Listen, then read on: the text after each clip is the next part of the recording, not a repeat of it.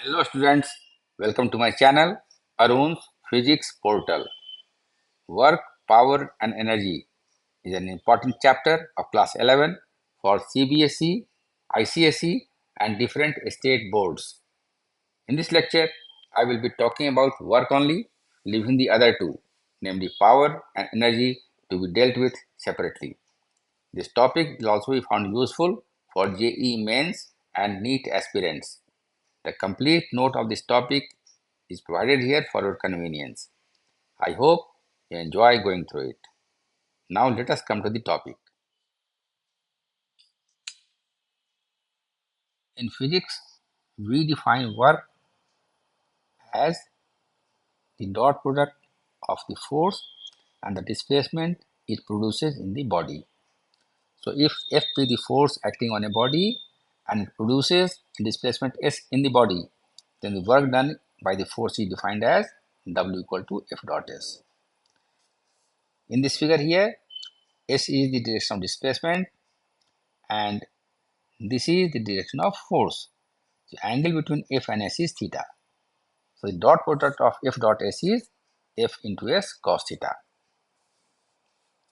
इस फिगर में देखिए OB is the magnitude of the force. This force is constant and this equation 1 is applicable only when the force F is constant throughout. So you drop a perpendicular from the point B on the direction of displacement. So BA is the perpendicular. So in triangle OAB, we have cos theta is OA upon OB. So this is OA upon F और OA is F cos theta. इसको हम बोलते हैं the component of force in the direction of displacement. So equation 2 can be written as W equal to F cos theta into S, or this is equal to the component of force in the direction of displacement into displacement. Equation 2 को हम दूसरे तरीके से भी लिख सकते हैं. What is that? W equal to F into S cos theta. यहाँ देखिए this is the direction of displacement and this is the direction of force. OD is the displacement produced in the body by the applied force F. So from the point D, I drop a perpendicular on the direction of force. So the foot of perpendicular is C. So in triangle OCD here, we have cos theta is OC upon OD. This is OC upon S, or OC is equal to S cos theta. So I can write equation 2 also as W equal to F into S cos theta. So S cos theta is known as the component of displacement in the direction of force. So we can write equation 2 also as W equal to force into component of displacement in the direction of force. So from equation 3 and 4, it follows that the work done can be written as the magnitude of one vector. This one vector may be either force or displacement, and the component of the other vector in the direction of the first one. That means if this first vector is force, then this should be the component of displacement in the direction of the force. Okay, since the dot product of two vectors is a scalar quantity, the work defined by equation 1 is a scalar quantity. How to find the dimensional formula for work done? So we have W equal to F into S. So the dimensional formula for work is written like this. In the big bracket, we have W equal to F into S. Force is mass into acceleration. Then this is M into A into S. The dimensional formula for mass is capital M. That for acceleration is L t to the power minus 2. And that for displacement is L. So the dimensional formula for work done is M L square t to the power minus 2. From equation 2, different cases may arise. If theta is 0, that is when the direction of force or the applied force and the direction of displacement are in the same direction, or the force produces the displacement in the body in its own direction. In that case, we have W equal to Fs cos theta, and theta is 0 degree because the direction of force and displacement are the same. And cos 0 degree is 1, and therefore W equal to F into S. Hence the work done is equal to the product of the magnitude of the force and the displacement. In the following practical cases, the work done is equal to the product of the magnitude of the force and displacement. पहला example देखिए, we have an object of mass m falling freely under gravity. So displacement जो हो रहा है वस्तु का वो हो रहा है in the vertically downward direction. और फोर्स कहाँ लग रहा है? फोर्स भी लग रहा है अर्थ के ग्रेविटेशन फील्ड के कारण downward vertical. So the force and displacement both are in the same direction. So the angle between them is 0. So W equal to F dot S, this is simply equal to F into S. Second case देखिए, when we stretch or compress a spring, then the displacement is along the direction of stretching or compression. ये एक vertical wall है, इसमें spring लगी हुई है, एक यहाँ ब्लॉक बंधा हुआ है, इस पर हम फोर्स लगाते हैं F towards right. So the block will move towards right. ठीक है, तो वर्क डन जो है फोर्स भी लग रहा है राइट साइड में, एक्सटेंशन हो रहा है राइट साइड में. यदि हम फोर्स लगाएं लेफ्ट साइड में तो इधर कॉम्प्रेशन होगा, that means displacement is also towards left. So force and displacement that means either compression और extension are in the direction of the applied force. So the angle between the force and displacement is 0 degree, and therefore work done is F dot S is equal to simply F into S. Next, see the third case. Consider a gas enclosed in a vessel, and the vessel has tightly fixed piston which is freely moving.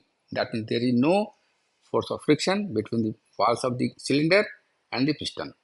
Okay, so gas enclosed in the vessel applies a force on the piston in the upward direction because the gas is compressed. So because of this force, the piston moves upward. So the direction of force and displacement of the piston are in the same direction. So the angle between them is 0, and therefore W equal to F dot S is simply F into S. Second case हो सकता है theta equal to 90 degree. Theta का मान कुछ भी हो सकता है, it may vary from 0 degree to 360 degree, but we are taking only some particular cases. The second case is for theta equal to 90 degree. That is when the direction of force and displacement are mutually perpendicular. तो जब perpendicular है तो W equal to F dot S. So this is Fs cos theta. So this is equal to Fs cos 90. And because cos 90 is 0, the total work done is 0. So when the direction of force and displacement are mutually perpendicular, the work done is 0. ऐसा कब होगा? Example देखिए. When a porter or a coolie carries a box on his head. देखिए कुली है ये, this is a coolie, or a porter, he is carrying a box of mass m. So the weight is mg, and this is acting in the vertically downward direction. He is moving to the right. So this is the direction of displacement. So force और displacement बीच में angle कितनी है? 90 degree. And therefore the work done is F dot S is Fs cos theta is Fs cos 90 is 0. तो जब कोई कुली या porter sir पे trunk लेके एक जगह से दूसरी जगह जाता है तो उसके द्वारा किया गया work in terms of physics के टर्म में ये किया गया वर्क डन 0 है. लेकिन याद रखना, this is not a valid ground for denying payment to a porter. ठीक है ना, फिजिक्स में ये है 0 है वर्क डन। दूसरा केस देखिए क्या हो सकता है, यू टेक ए स्ट्रिंग और स्ट्रिंग के एक सिरे को पकड़िए हाथ से और दूसरे सिरे पर एक स्टोन छोटा सा बांध के घुमाइए। The stone will move in a circular path because the length of the string is constant. So length of the string will be equal to the radius of the circle in which the stone is moving. Force क्या लग रहा है string में, that is tension in the string, और movement हो रहा है along the circular path। तो डिस्प्लेसमेंट और टेंशन दोनों बीच में कितने का एंगल है, 90 डिग्री का। आप जानते हैं कि किसी भी सर्कल में radius a tangent drawn at the surface of the circle or circumference of the circle are mutually perpendicular। So tension और displacement stone का दोनों एक दूसरे के perpendicular हैं and therefore the work done in such a case is also 0। Third case हो सकता है when a body moves with a constant velocity on a frictionless horizontal surface।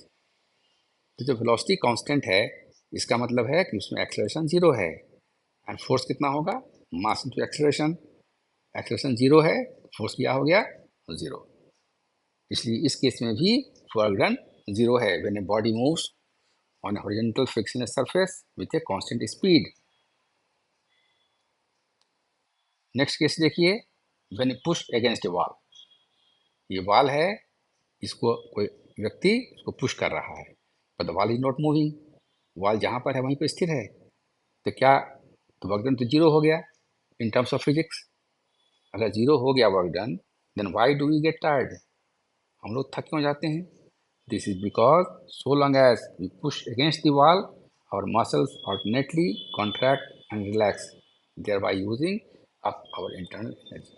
हमारी शक्ति जो है खर्च हो रही है, भले ही काम नहीं हो रहा हो, हमारे मसल्स जो हैं ऑल्टरनेटली कॉन्ट्रैक्ट करते हैं, रिलैक्स करते हैं, और इस क्रिया में हमारी एनर्जी खर्च होती है and because of this we get tired. Third specific case देखिए, when the angle between the force and displacement is 180 degree, that is the force and displacement are oppositely directed. ठीक है, तो क्या होगा, W equal to F dot S, this is F S cos theta, this is F S cos 180 and this is equal to minus F S, क्योंकि cos 180 degree is -1। ऐसा किस case में होगा, तो देखिए पहला एग्जाम्पल देखिए, when a body is displaced on A rough surface. ये सरफेस है, ये रफ सरफेस है, उस पर एक ब्लॉक रखा हुआ है, इस ब्लॉक पर हम एक फोर्स लगाते हैं F towards right and the body moves to the right. जब सरफेस फ्रिक्शन लेस नहीं है, इसमें फ्रिक्शन है, तो जब बॉडी को फोर्स लगा के हम मूव करते हैं इसको राइट साइड में, तो friction force comes into play and this opposes the motion of the block. तो फ्रिक्शनल फोर्स जो है ये डिस्प्लेसमेंट के या अप्लाइड फोर्स के अपोजिट दिशा में लगता है। तो अप्लाइड फोर्स टुवर्ड्स राइट है, तो फ्रिक्शनल फोर्स टुवर्ड्स लेफ्ट लग रहा है। ठीक है, so the work done by the applied force F is W dash is F dot S equal to FS। देखिए ये अप्लाइड फोर्स के द्वारा किया गया कार्य जो है सो पॉजिटिव है FS, and the work done by the frictional force F is capital F dot S, this is FS cos 180 and this is minus FS। क्यों, क्योंकि फ्रिक्शनल फोर्स जो है डिस्प्लेसमेंट की हमेशा अपोजिट लगता है, इसलिए work done by a frictional force is always negative. लेकिन work done by an applied force is not negative, ये यहाँ से आपको देखने को मिलता है। दूसरा एग्जाम्पल देखिए, when a body is projected vertically upward. किसी वस्तु को हमने ऊपर की ओर फेंक दिया, ठीक है, तो इस पर जो फोर्स लग रहा है वो फोर्स लग रहा है अर्थ का gravitation pull and the force is acting vertically downward. वस्तु कहाँ जा रही है, ये जा रही है vertically upward. The angle between the two is 180 degree, so therefore the work done is Fs cos theta, this is Fs cos theta is Fs cos 180 and this is minus Fs. So the work done by gravity on a body moving upward is negative. This is the work done by gravity on a body moving upward. याद रखिएगा ये work done negative है। When two like charges are brought closer, दो like charges हैं मतलब similar charges हैं, या दोनों पॉजिटिव है या दोनों निगेटिव है, दोनों को पास लाते हैं अगर हम, तो दोनों में लगता है फोर्स ऑफ रिपल्शन। ठीक है, फोर्स रिपल्शन कहाँ लग रहा है, ये चाहता है दोनों दूर चले जाएं, तो रिपल्शन का फोर्स जो है वो लग रहा है दूर, वस्तु कहाँ, चार्ज कहाँ रहे हैं, दोनों पास पास आ रहे हैं।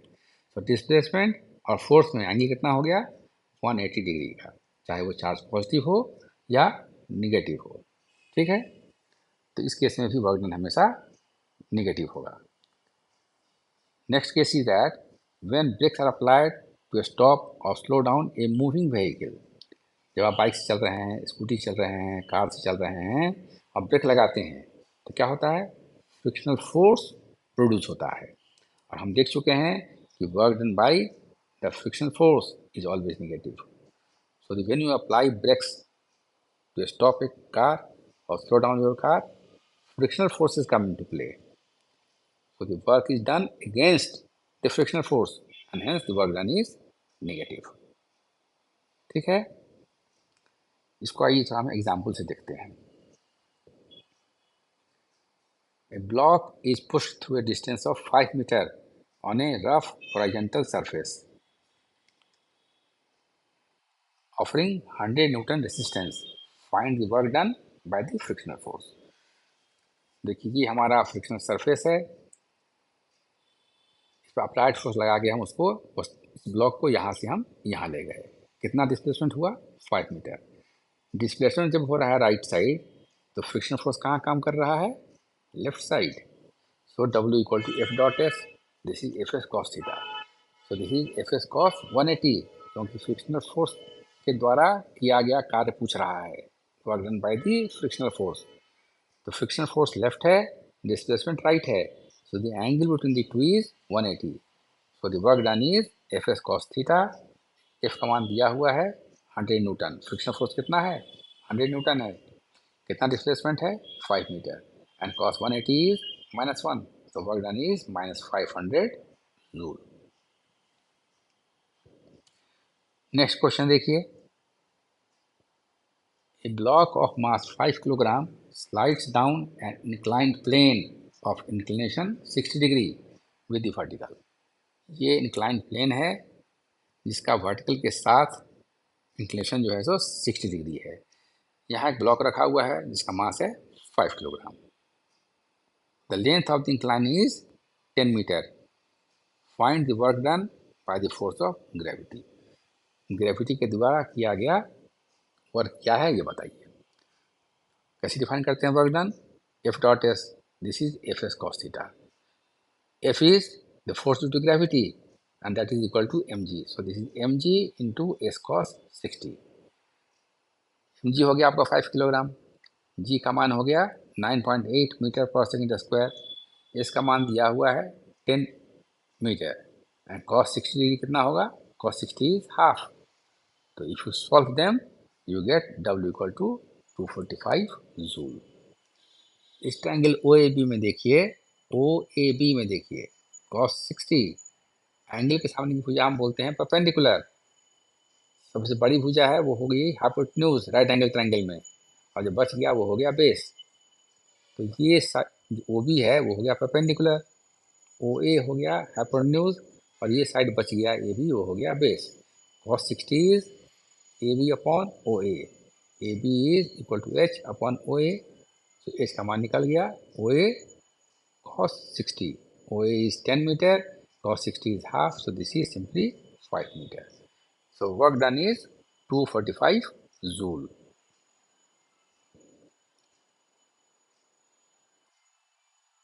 आइए हम देखते हैं what are the units of work।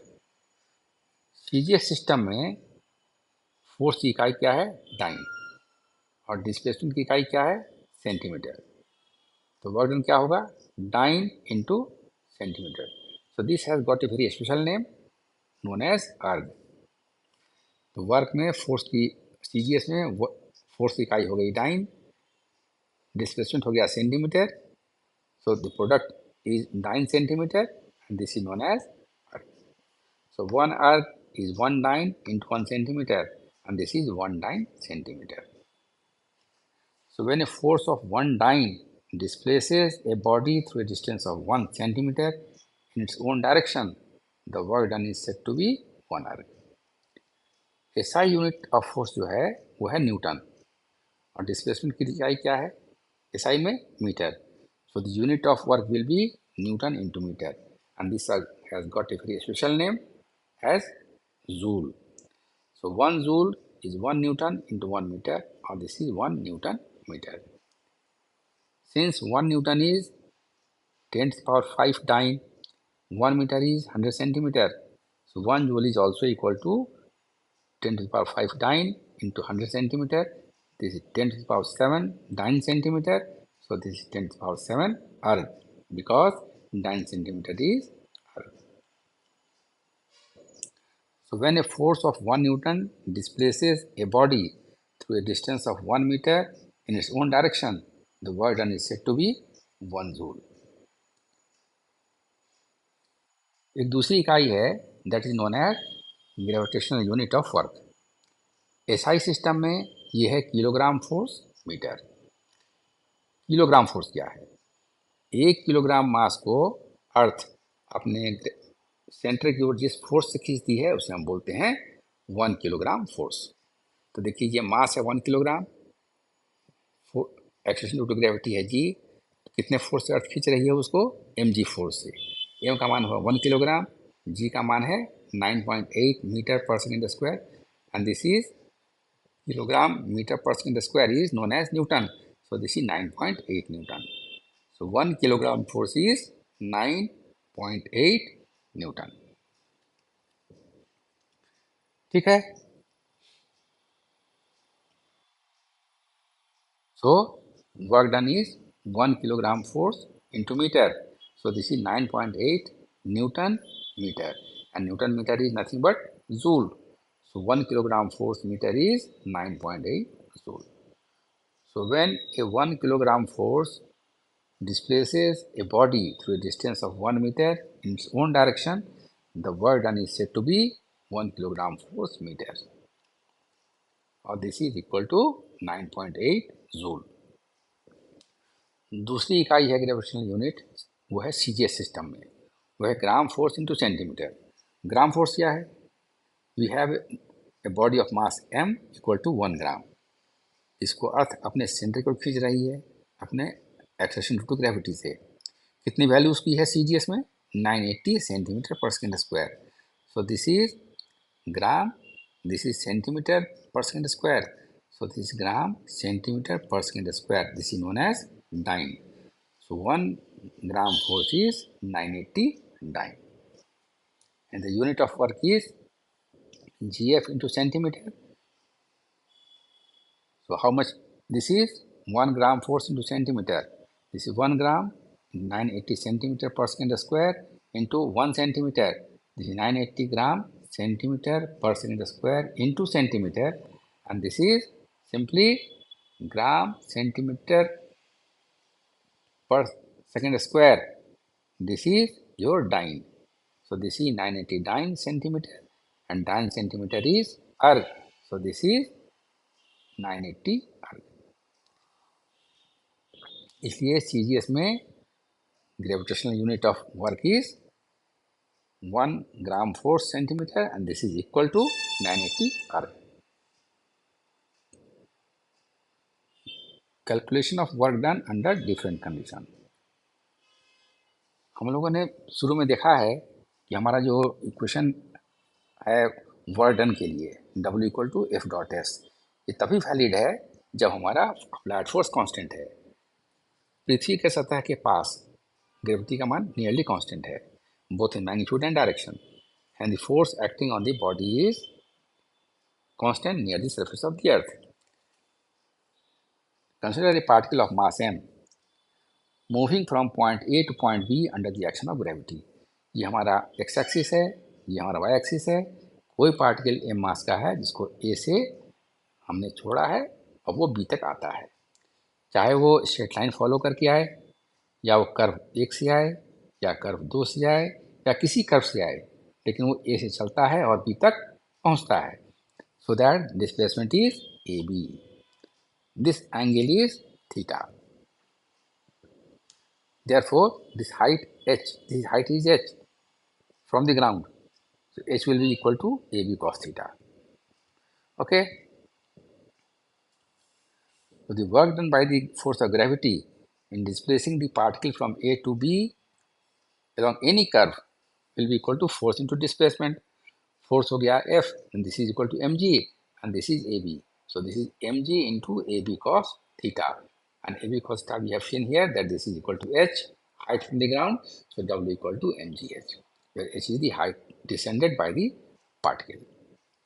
If the particle ascends through a height h, then the work is done against the force of gravity. वस्तु ऊपर से नीचे आ रही है तो फोर्स और डिस्प्लेसमेंट दोनों एक दिशा में है, इसलिए वर्क डन कितना हुआ mgh. यदि पार्टिकल ऊपर की ओर जा रहा है h हाइट से तो work is done against the force of gravity, so the work done is equal to W equal to minus mgh. We therefore see that so long as the force acting on a particle is constant, the work done by this force in displacing the particle from A to B depends only on the position of the points A and B and not on the actual path followed by the particle. Particle किस रास्ते से जा रहा है ए से B तक, किस curve को फॉलो कर रहा है, इससे कोई मतलब नहीं है. जब तक उसका डिस्प्लेसमेंट ए बी के बराबर है तब तक वर्क डन कांस्टेंट ही रहेगा. If the particle under consideration returns to the initial position, then the displacement is zero and hence the work done by the force of gravity is zero. Particle चला एक point से चला दूसरे point तक, यहाँ से चला यहाँ पहुँच गया और यहाँ से फिर लौट के चला आया इसी पोजीशन पर, एक बार ऊपर गया और एक बार चलाया नीचे. The displacement is how much, this is zero, so work done will be F dot S, and since S is zero the work done is zero. कभी कभी ये भी हो सकता है कि फोर्स हमारा कांस्टेंट नहीं हो, फोर्स हमारा वेरिएबल हो, जैसे हमने यहाँ पर दिखाया है. देखिए ये हमारा एक्सिस है डिस्प्लेसमेंट का और ये है एक्सिस फोर्स के लिए. I write it as F X, bracket में एक्स है, इसका मतलब एफ का मान एक्स पर डिपेंड करता है, डिस्प्लेसमेंट पर डिपेंड करता है. तो देखिए तो फोर्स तो वेरिएबल है, यहाँ फोर्स का मान दूसरा है, यहाँ फोर्स का मान दूसरा है और यहाँ फोर्स का मान कुछ और है. इसको समझने के लिए हम एक फिगर यहाँ ड्रॉ करते हैं. देखिए ये हमारा ओरिजिन है, this is the direction of displacement x, this is direction of axis for force. देखिए ये जो एरिया हमारा है यहाँ से यहाँ तक, ये पूरा एरिया जो है इसको हम कई छोटे छोटे एलिमेंट्स में बांट सकते हैं. देखिए हमने दिखाया भी है दो तीन आपको कलर करके डिफरेंट कलर में. हम एक छोटे एलिमेंट की बात करते हैं, वो एलिमेंट कौन सा है, PQRS. ठीक है, तो इस पर अप्लाइड फोर्स का मान कितना है F1, R पर कितना मान है फोर्स का F2. R और S के बीच में फोर्स का मान कांस्टेंट नहीं है, तो we cannot apply the formula W equal to F dot S directly here because the force within this range dx is not a constant. ये PQ के बीच की दूरी जो है, ये दूरी जो है वो dx है. इस पूरे दरमियान पूरे इंटरवल में फोर्स का मान कांस्टेंट नहीं है, it varies from F1 to F2. अब मान लीजिए कि हम R को शिफ्ट करते हैं टुवर्ड्स S, ठीक है, तो dx का मान धीरे धीरे घटेगा. In the limiting case when R coincides with S then dx tends to 0. ठीक है, तो देखिए as R moves towards S, Q moves towards P and dx tends to 0. जब R इससे मिल जाएगा, Q P से मिल जाएगा, तब फोर्स मान क्या हो गया कांस्टेंट, dx टेंड्स टू 0. मतलब P और P के ठीक बगल में कोई पॉइंट होगा जिसका दूरी P से बहुत ही कम है. कितना कम है, टेंडिंग टू 0. तो dx टेंडिंग टू 0 है, मतलब इस पूरे इंटरवल में क्या होगा, पूरे इंटरवल में क्या हुआ, पूरे इंटरवल में हुआ क्या कि फोर्स का मान कांस्टेंट है आपका। इतना थिन थिकनेस है एलिमेंट का कि पूरे इंटरवल में हम फोर्स को कांस्टेंट मान सकते हैं। ठीक है, तो वर्क डन कितना होगा, dw is fx dot dx, so this is fx into dx, and the total work done in displacing the particle from point A to point B will be given by the integral of equation 10 within the limits x equal to x1 to x equal to x2। ठीक है, so w equal to dw integral from x1 to x2 fx dx। तो ये हमारा दिखा रहा है question 11 कि total work done by the force is given by the area bound by the force displacement curve and the displacement axis and the two ordinates at x equal to x1 and x equal to x2। ऐसा क्यों, ऐसा इसलिए हम बता रहे हैं कि देखिए ये है यहाँ से यहाँ, इधर है आपका फोर्स, इधर है आपका डिस्प्लेसमेंट, हमने इसको कई भागों में बांट दिया है। ठीक है, तो हर एक इंटरवल के लिए कितना होगा work done, F into D x. ठीक है, इसके लिए कितना होगा, अगर यहाँ है फोर्स, यहाँ इस रेंज में फोर्स है, मान लीजिए फर्स्ट इंटरवल में फोर्स है F1, तो ये हो गया F1 into D x. Second में इन फोर्स का मान लीजिए F2 है, तो ये हो गया F2 into D x, and so on and so fourth. तो सारे वर्क डन को जोड़ देंगे हम, क्या निकल जाएगा, this is F into D X, summation over F D X. इसको हम लिखते हैं integral of F X D X from the limits x1 to x2। Example देखिए, वेरिएबल फोर्स के द्वारा वर्क निकालने का। Force F equal to a plus bx where a and b are constants acts on a particle along the x-axis and displaces it from x equal to 0 to x equal to d। यहाँ हम देख रहे हैं कि force का मान constant नहीं है, a plus bx, a और b कांस्टेंट है but x is variable, so when x varies f also varies। find the total work done by this force। कहाँ से कहाँ हुआ डिस्प्लेसमेंट, x इक्वल टू 0 से x इक्वल टू d तक, that means the total displacement is d and the force varies from, जब x का मान 0 है तो फोर्स कितना है, सिंपली a, जब x का मान d हो गया फोर्स कितना होगा, a plus B into D, तो फोर्स वेरिएबल है, कितना वर्क डन हुआ ये निकालना है। कैसे निकलेगा, ये देखिए, total work done is F D X, F का मान बैठाइए यहाँ पर, this A plus B X into D X, open the bracket here, A D X plus B into X D X. Limit कहाँ से कहाँ तक है, 0 से d तक है लिमिट। कैसे निकालते हैं इंटीग्रल हम, यहाँ देखिए हमने आपको दिखा दिया है, यहाँ x to the power n dx का integral between the limits a to b is x to the power n plus 1 upon n plus 1, upper limit यहाँ लिखिए b, यहाँ लिखिए lower limit a, n plus 1 constant है, इसको bracket के बाहर लिखिए, ब्रैकेट के अंदर जहाँ x है वहाँ पहले लिखिए upper limit, this is b to the power n minus 1, फिर लिखिए माइनस साइन, फिर लिखिए लोअर लिमिट x की जगह पर and then n plus 1। This is the way of finding the integral. तो ये मान बैठाएंगे यहाँ पर आप, ये वैल्यू कितनी हो जाएगी इसकी, A D plus B D square upon 2।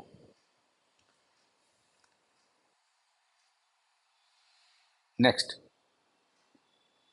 As an example of the variable force we take up the case of a spring. Spring की बात करते हैं।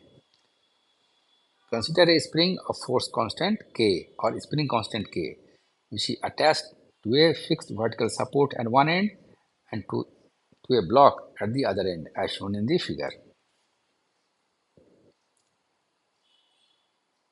The block can move on the horizontal surface which is at rest।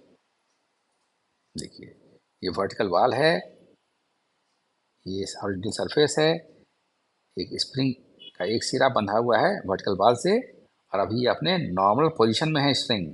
It's neither stressed nor compressed, न लंबाई बढ़ी है न इसकी को कंप्रेस करके रखा गया है।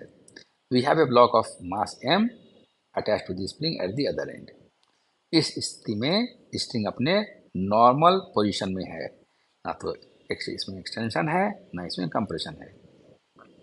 अब हम फोर्स लगा के इसको ए से डिस्प्लेस करके x1 तक डिस्प्लेसमेंट कर दिया उसका ब्लॉक का, ठीक है। जब स्प्रिंग को खींचा गया तो लंबाई उसकी बढ़ गई, तो we have a force developed in the spring, उसको हम बोलते हैं स्प्रिंग फोर्स, ठीक है। तो जब हम उसमें एक्सटेंशन करते हैं तो फोर्स कहाँ लगेगा, एक्सटेंशन हो रहा है राइट, तो फोर्स कहाँ लगेगा, स्प्रिंग में डेवलप होगा to the left. So F is equal to minus K into X, this is the force develop in the spring. Okay, तो अब देखिए क्या होगा यहाँ। Negative sign in equation 12 shows that the force F developed in the spring and displacement x are oppositely directed. So as is evident from equation 12, the spring force is not a constant. आप देख रहे हैं force है कितना, minus K into x. जैसे x बढ़ेगा force का मान बढ़ेगा, x घटने से फोर्स का मान घटेगा। So the spring force is not a constant, वो है कितना, F इज माइनस के एक्स। x बढ़ेगा तो फोर्स बढ़ेगा, x का मान घटेगा तो फोर्स का मान घटेगा। सो इस केस में we cannot apply equation 1। क्या था हमारा equation 1, F dot S was equal to W, यही हमारा इक्वेशन 1 था। ये यहाँ अप्लाई नहीं कर सकते हैं क्योंकि ये इक्वेशन तभी अप्लाई होगा जब हमारा फोर्स कांस्टेंट है, ठीक है। सो here now you use equation 11 to calculate the total work done in displacing the block from x equal to 0 to x equal to x1।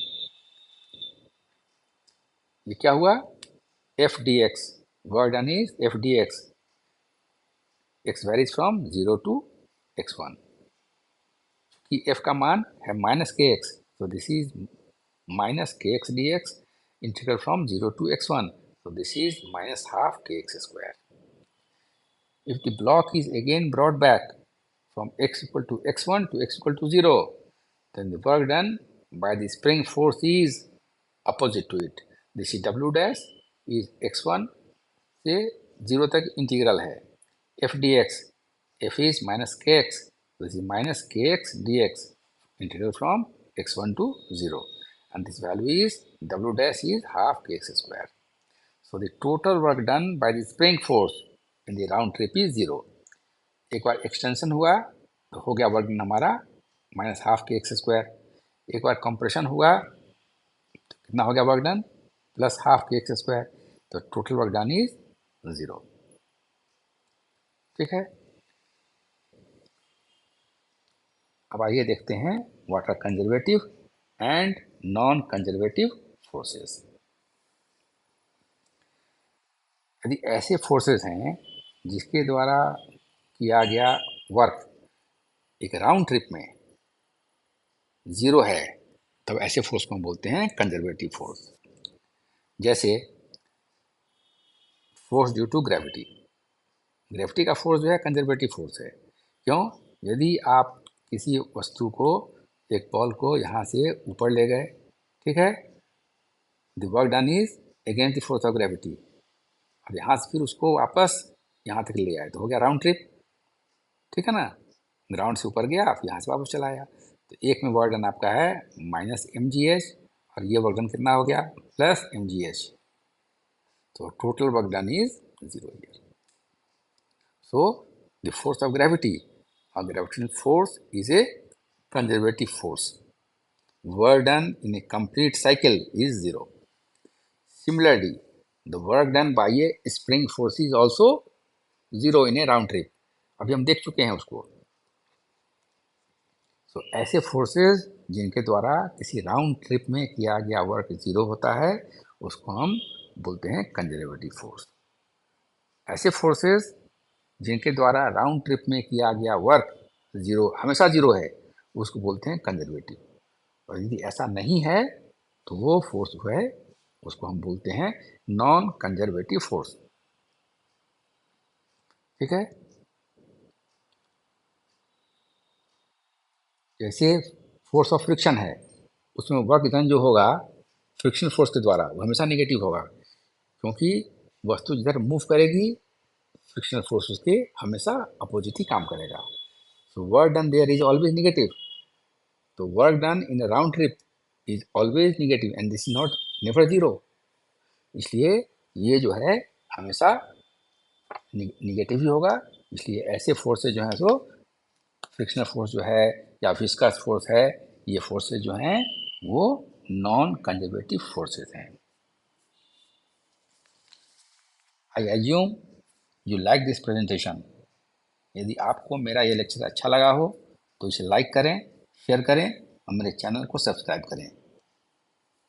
So thank you for watching. See you next time with some other topic of interest.